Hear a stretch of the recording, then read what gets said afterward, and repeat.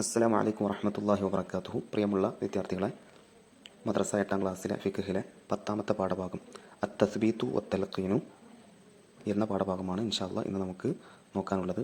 ഇതിലെ exam oriented ആയിട്ട് വരുന്ന ചില പോയിന്റുകൾ മാത്രമാണ് ഈ വീഡിയോയിൽ ഉൾപ്പെടുത്തിയിട്ടുള്ളത്. ഇൻഷാ അല്ലാഹ് ഇത് നിങ്ങൾക്ക് ഉപകരിക്കും എന്ന് വിശ്വസിക്കുന്നു. എക്സാമിന് മുന്നോടിയായിട്ട് പഠനം തുടങ്ങിയ ആളുകൾക്ക് ഉപകരിക്കുന്ന ഒരു വീഡിയോ മാത്രമാണ്. വളരെ കുറഞ്ഞ മിനിറ്റിനുള്ളിൽ മാത്രം ഒതുങ്ങുന്നൊരു വീഡിയോ ആണ് ഇൻഷാ അല്ലാഹ്. അപ്പോൾ നമുക്ക് നേരെ പാഠഭാഗത്തിലേക്ക് കിടക്കാം. തസ്ബീത്ത്, തൽഖീൻ രണ്ടും ഒരു വ്യക്തി മരിച്ച് അദ്ദേഹത്തെ മറവ് ചെയ്തതിന് ശേഷം നടക്കുന്ന കർമ്മങ്ങളാണ്. തസ്ബീത്ത് എന്ന് പറഞ്ഞാൽ മയ്യത്തിന് വേണ്ടി ദുആ ചെയ്യലാണ്.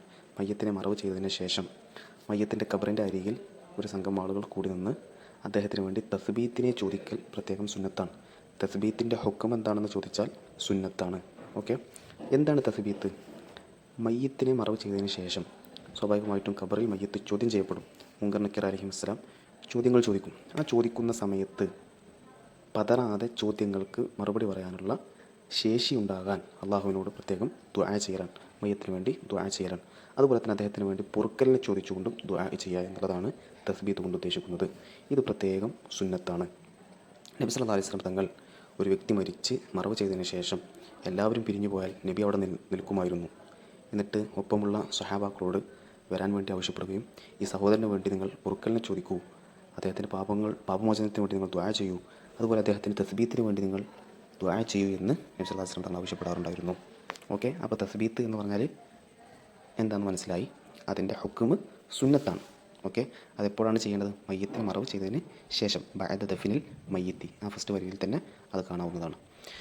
ഇനി രണ്ടാമത്തേതാണ് തൽഖീൻ. തൽഖീൻ എന്ന് പറഞ്ഞാൽ ഒരു പ്രത്യേക ദുആ, ഒരു ദിക്ർ, അത് ചൊല്ലിക്കൊടുക്കലാണ്. അഥവാ മയ്യത്തിനെ മറവ് ചെയ്തതിന് ശേഷം മയ്യത്തിൻ്റെ മുഖത്തിനോട് അഭിമുഖമായി ഇരുന്നു കൊണ്ട് അത് ആ മയ്യത്തിന് വേണ്ടി കണ്ട് പ്രത്യേകമായിട്ട് ദുആ ചെയ്യലാണ്. അതിന് പ്രത്യേക ഒരു ദിക്ർ തന്നെ ഉണ്ട്. അത് താഴെ കൊടുത്തിട്ടുണ്ട്. യാ അബ്ദല്ലാഹ് ഇബ്ന അമത്തില്ലാഹ് ഉദ്കുർ അഹദല്ലദീ ഖറജത അലൈഹി മിനദ് ദുനിയ ഷഹാദത്തു അല്ലാ ഇലാഹ ഇല്ലല്ലാഹു വഹ്ദഹു ലാ ശരീക ലഹു വഅന്ന മുഹമ്മദർ റസൂലുള്ളാഹ് വഅന്നൽ ജന്നത ഹഖ്ഖുൻ വഅന്നൻ നാറ ഹഖ്ഖുൻ വഅന്നൽ ബഅസ ഹഖ്ഖുൻ വഅന്നസ് സഅത ആതിയത്തു ലാ റൈബ ഫീഹാ വഅന്നല്ലാഹ യബ്അസു മൻ ഫിൽ ഖുബൂർ വഅന്നക റളീത ബില്ലാഹി റബ്ബൻ വബിൽ ഇസ്ലാമി ദീനൻ വബിമുഹമ്മദിൻ സ്വല്ലല്ലാഹു അലൈഹി വസല്ലം നബിയ്യ വബിൽ ഖുർആനി ഇമാമ വബിൽ കഅബത്തി ഖിബ്ല വബിൽ മുഅ്മിനീന ഇഖ്വാന റബ്ബി അല്ലാഹു ലാ ഇലാഹ ഇല്ലാ ഹുവ അലൈഹി തവക്കൽതു വഹുവ റബ്ബുൽ അർശിൽ അളീം എന്ന ആ ദിക്ർ ഈ മയ്യത്തിൻ്റെ അരികിൽ ഇരുന്നു കൊണ്ട് ചൊല്ലിക്കൊടുക്കലാണ്. അതിനാണ് തൽഖീൻ, ചൊല്ലിക്കൊടുക്കുക എന്നാണ് ആ പദത്തിൻ്റെ അർത്ഥം. അങ്ങനെ ചെയ്യൽ സുന്നത്താണ്.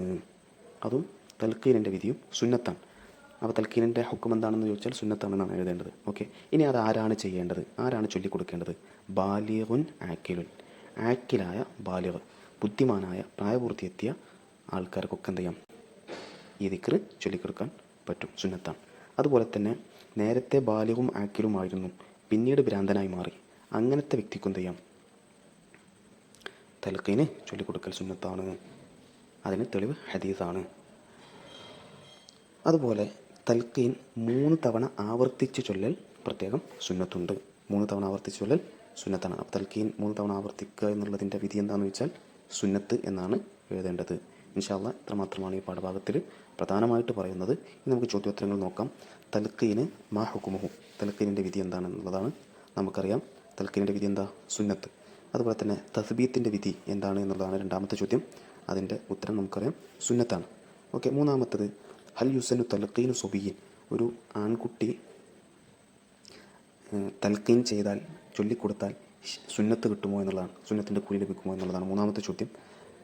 അതിൻ്റെ ഉത്തരം ലാ യുസന്നു, സുന്നത്തില്ല, കിട്ടുകയില്ല എന്നുള്ളതാണ്. സുന്നത്തിൻ്റെ കൂലി കിട്ടില്ല. കാരണം നമ്മൾ പറഞ്ഞു ബാലിഗും ആക്കിലുമായിരിക്കണം, ബുദ്ധിമാനും അതുപോലെ തന്നെ പ്രായപൂർത്തിയും എത്തിയിരിക്കണം എന്ന് നമ്മൾ പറഞ്ഞു.